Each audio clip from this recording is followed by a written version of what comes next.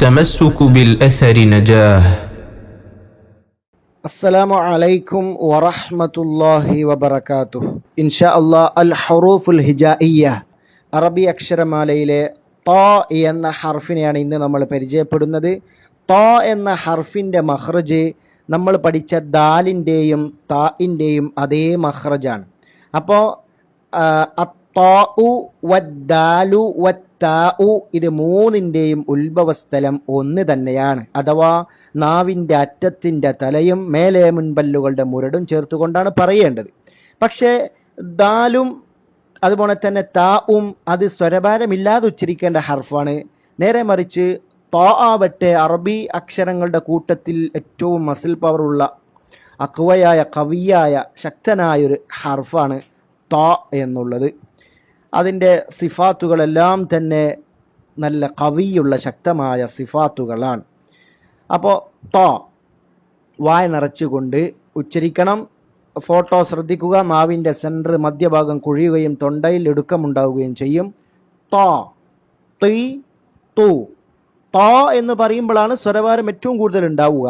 അതിൻ്റെ മദ്ഹബൊന്നും ഇപ്പം നമ്മളിവിടെ പറയുന്നില്ലെങ്കിലും ത എന്ന് പറയുന്ന അത്ര സ്വരഭാരം കെസറോട് കൂടി പറയുമ്പോൾ തൈ എന്ന് പറയൂല, നമ്മൾ കുറച്ച് കുറയും. ഏതായാലും ഇപ്പം നമ്മൾ അക്ഷരങ്ങളെ കുറിച്ച് ശരിക്കും പറയാൻ പഠിക്കാം. ത തി തു അത്ത അത്ത. ചില കലിമത്തുകൾ നോക്കാം നമുക്ക്. വിശുദ്ധ ഖുർആനിൽ ഹമ്മാലത്തൽ ഹതബ്, അവിടെ ഹതബ് ഹമ്മാലത്തൽ ഹതബ് ഹത ഹതബ് ഹതബ്. അതേപോലെ ത്വയ്റൻ ത്വയ്റൻ ഹുതമ ഹുതമ. അവ സ്വരഭാരമില്ലാതെ ഹുതമ തമ എന്നായി പോവരുത്, അത് ശ്രദ്ധിക്കുക. അതേപോലെ കെസറോടുകൂടി ത്വയ്ബാഖോ ത്വയ്ബാഖോ ഉണ്ടോ, ത്വി ത്വയ്ബാഖോ.